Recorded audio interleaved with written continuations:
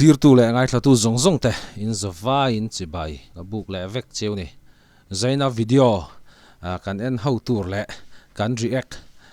how tur hi man lai mo man lai dik tak a video po VCR cassette nen ngata an release thina kha an ti chu thina kha ni chu ange ani kan ti chuanin Miss Mizoram contest sang kha zakwa somriat le pali mi dai khani to a hlui treng khop maya video hi video Miss Mizoram contest an nei na sang kha zakwa le somriat le pali a hian tam tak chu kan la piang lo mai thei mo zaina video lo en tu a tam jok mun thuma thena mun ni ang vel hi chu kan la piang hlomin ka ring lawa ke ngai po hi sangka zakwa somriat le pali a hi chuan kala piang chi lo ni tui sik kala ni ti na ni chu tuna tam jok video lo en tu tam jok te po hi in la piang in ka ring lawa a video a color rim po hi a color grading ate po hi hadik lo rim ya wa se sangka zakwa somriat pali mi da ya chuanin a tha katia nge a video quality po hi ala thakopin ka ria tin heng tiangang thil hlu mo man lai video tunang huna keini generation na heng tiangang video hlulu tuk Miss contest Miss Mizoram contest sangha zakwa somriat pali mi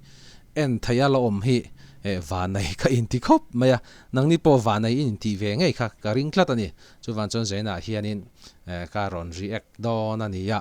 tin he video hi FB ka mu ania internet kholaya ka char ti na ni chu enge he video hi inti mol phau tum na le va mu sit na lampang ang chi kha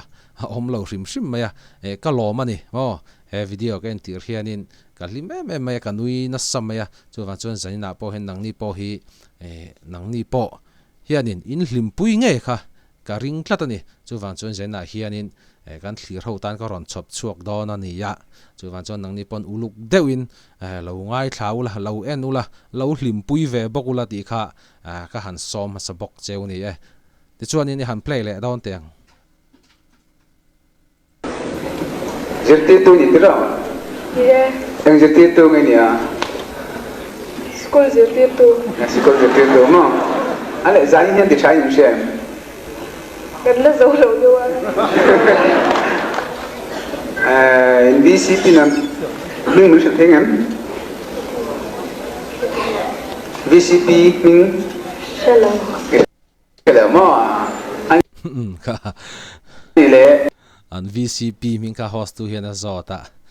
VCP min ka contestant khel number 20 hian in aratlat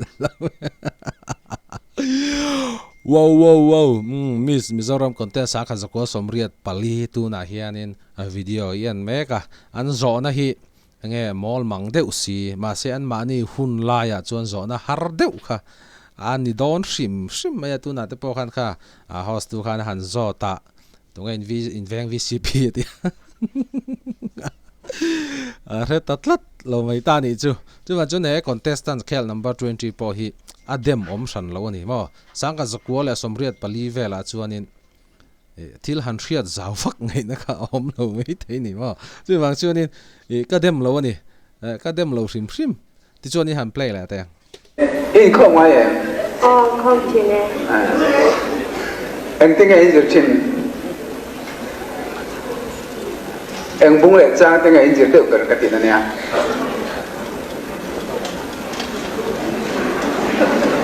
mà thay trang thu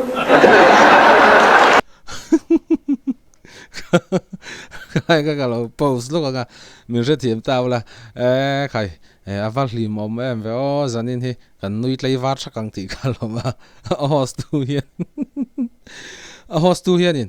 in khom nga yem ate khom nga ye ate eng teng en zirthin ate angai tu wanga mathaya chang thum ho mathaya chang thum thu kha anzir thin ani ma khai hemi zan hianin helai muna en te po hi an nui na sign ka ring ni ma video po hen nui na sareng mà sẽ ăn mỏ mi lo Miss Mizoram contest sang ka zakwa somriat pali mi dai to kha ne cái po ka la piang lo ni mo ka soi to ong kha nin tui sik ka la nia chu wang chu ni ka dem lo an contestant no hi ka dem lo sim maya chu wang chu nin ni china video tira kan soi kan he video ka react na video hi inti mual phau tum na la wa mu sit lampang ka om lo rim sima ma se min ti lim ma wang hian in le he video miss contest sanga zakwa somriat pali mi dai to zanina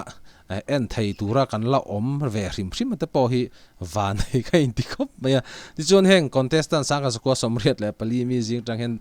tu na hen dam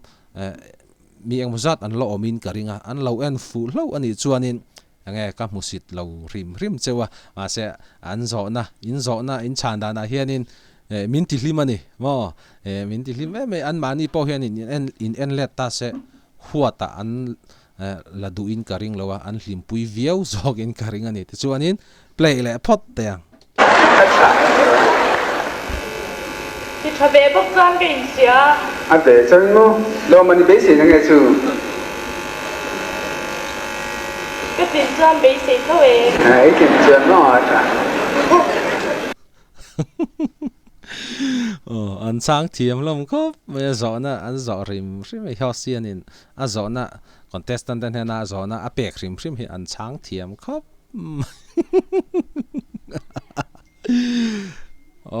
e play la pata Cái đặc sự do cái measurement hành số về lại cái sản giang ít nga lệ in trên bé nhỉ cái gì giang hi kia sum nga cái nhỉ con nên giang kia sum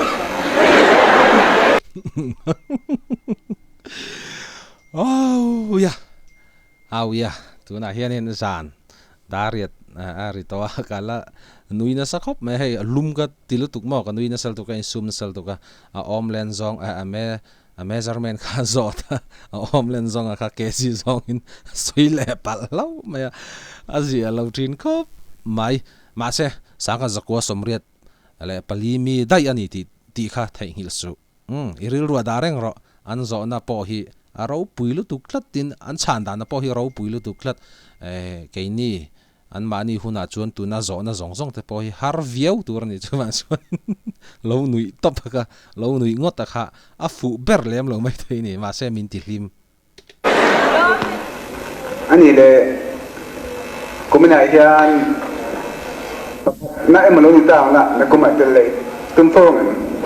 pakhat nap ni tu kon tum mai la phal do lok le rồi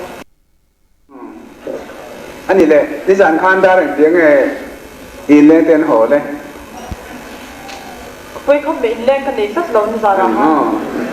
in muốn tóc này nè muốn tóc lấy cái hoa cái in sưu phai cho cái mu gì nga nga lên sân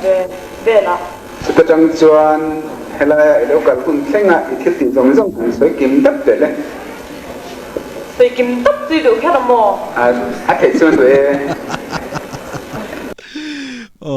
azot tu a host tu papo hi asual vere renga te mo adu detail khop maya an in atanga helai mun an contest na mo a hall kha aron pan chunga ange athil ti zong kha azot soi kim ta pa chui du ma tin a chang thiam hi ka ti khop maya ti zon play la da yang anh này lấy được một cái nga pui thì đâu mà rồi là về sẽ thế ít bữa sau đủ zong mình làm gì đấy tu cái đủ zong đều khăn bin lâu đủ lâu ta bin lâu đủ lâu mấy thì cứ vậy bắt chân ruột ha anh này mấy nên đâu đủ zong chứ này đủ rồi nè đủ zong cái này mà sẽ chúng mình đủ zong chứ mình sẽ thế cái đó cái đủ zong chứ mà đi về anh về tóc trang coi tông về thì nào nè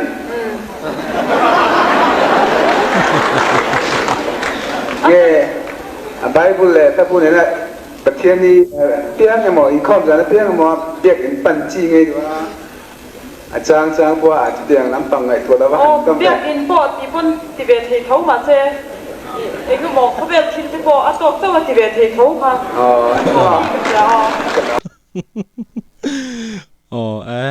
zo na zo tu host tu hian in zo na zo tiam ko me ma se ti hian ni ka ngai tu ta ni chu sang ka zakwa somriat paliami dai to kha ni ma se azot na zot tu hian azot ho ve de ma ka ti nge sang ka zakwa somriat paliami dai to chunin contestant in mel try me mai ni chu mo an mai pian adik boka eng kim kha an mel try em vek mai tun lai mi te nen hian dang lam na em kha om ran lo ni ma se khang hun lai kha chuanin nge video camera thapui puyang chi te po kha alo om lu tukin karing lova khamia wang khanin an mel te po hi an fia lo deuh khan ni maya tu nang huna video camera thapui pui mo anwai chuang man the han mang ta selang chuanin an va mel thadon em khati ni ti chuanin han play la phot te pe ngai ni ka pe se ve iso pe na ma mo ja la iso pe na chu ale mani mo se ti so aming pui aming pui mo Kiri zong kan tin moi saya. Kari zong tu semua pakat le jan ve. Tu nge dia. Kezi no. Iko mai.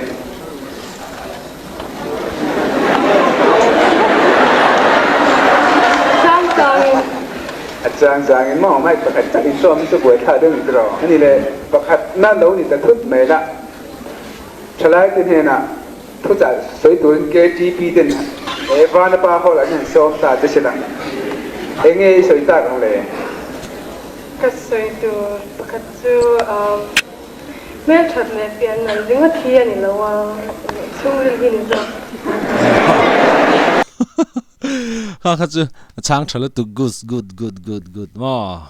KTP vela thu soi tur lo som thut ta che sala eng thu ngai soyang te mel that le pian dal ringo theni lo chung ril nun he poi ma zo ka te khel number 21 is soi thalu tu ringo super like hello le zorom pe chang ki chang kang na ni wa min lo lai te le lo pang thang yan zen te